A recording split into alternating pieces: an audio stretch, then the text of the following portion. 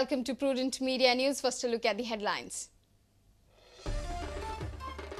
Panchayat General Poll in state on 16th May. Government approves date. Sources say formal notification to be issued soon. 185 out of 189 panchayats to go for polls.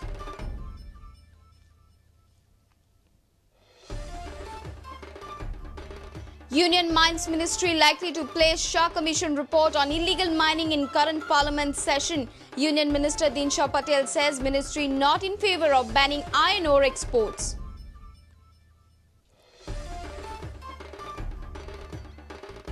%20 houses in Goa vacant. 1,200 households without lighting. 15,000 households have no communication tool, television or vehicle, not even bicycle. Watch Census report.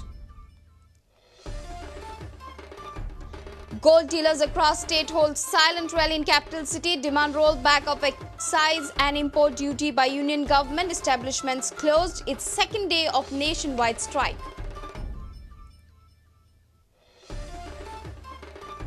Ecologue gets strict and serious with Goa on Lusophonia Games. Express surprise over absolute lack of infrastructure. Quarter yearly visits of special cell henceforth to check progress. And Lusophonia Games infrastructure facilities by December, assures Parikar. Parikar suggests shifting location of few games to GEC Farmangudi.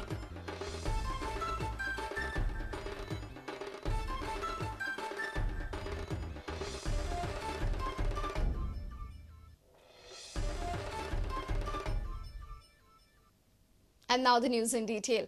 Panchayat General Poll in state will be held on 16th May. Sources from Panchayat Directorate say that the government has approved the dates for General Panchayat Poll.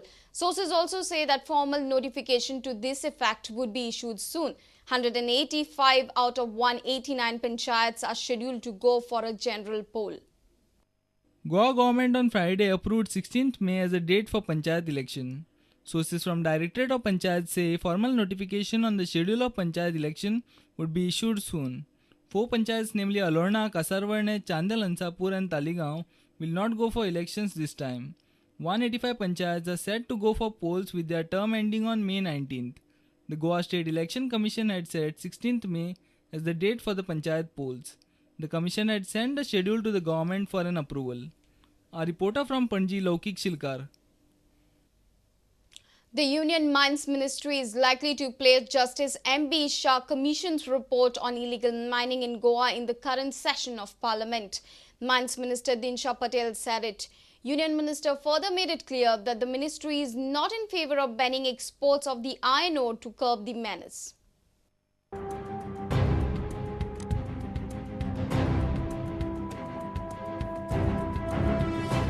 The Commission has submitted 2 interim reports to the Union Mines Ministry, one in the middle of last year on the sector and another this month on Goa.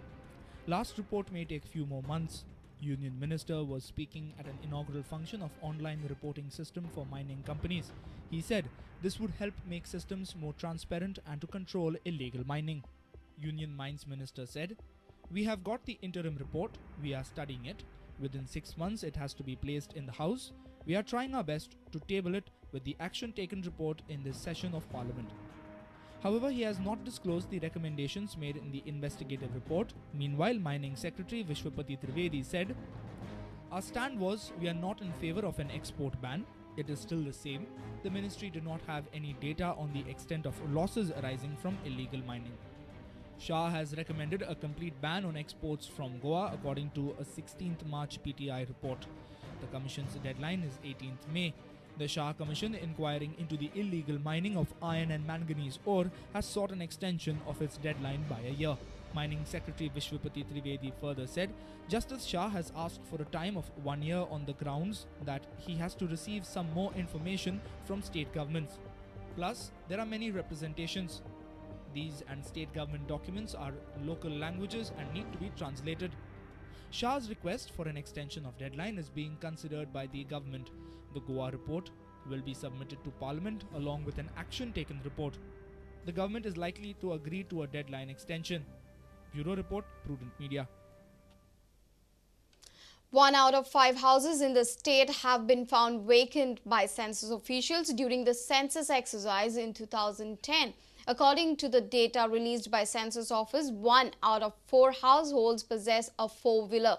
However, nearly 1,200 households do not have any source of lighting at all, and almost 15,000 households do not possess any communication tool, entertainment equipment or vehicle, not even a bicycle. Watch this report.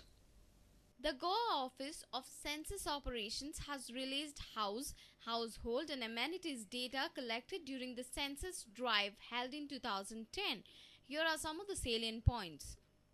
Total census houses 5,76,582, of which 4,51,079 are occupied, which is 78%. 1,25,503 houses vacant, 22%, of which 89,823 in urban areas and 35,680 in rural areas. Locked houses 7,926, of which 6,307 are in urban areas and 1,619 in rural areas. 4,884 houses are in dilapidated condition. 1,273 households have no lighting at all. 14,921 households do not possess radio or transistor, television, computer or laptop, telephone or mobile, bicycle, two-wheeler and four-wheeler. Houses in good condition 76%, livable 22%. Total households by condition of census house 3,22,813. 45% houses use machine-made tiles, while 36% houses have concrete as roof material. 63% houses stone packed with mortar used as wall material, while 9,930 houses, that is 2.2%, still use grass, thatch, bamboo as material for wall construction.